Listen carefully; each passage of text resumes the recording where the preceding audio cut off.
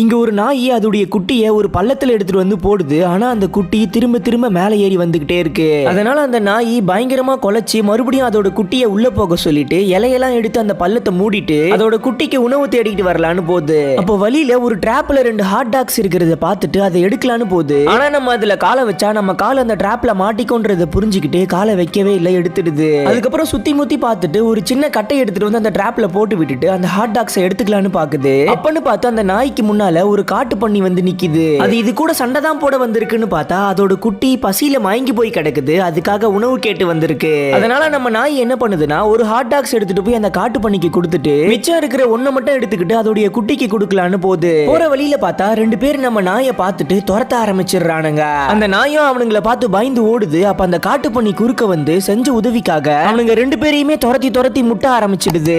Okay friends, அடுத்து என்ன நடந்துச்சுன்னு தெரிஞ்சுக்கணும்னா வீடியோக்கு கீழே இருக்கிற ப்ளே பட்டனை கிளிக் பண்ணி பாருங்க.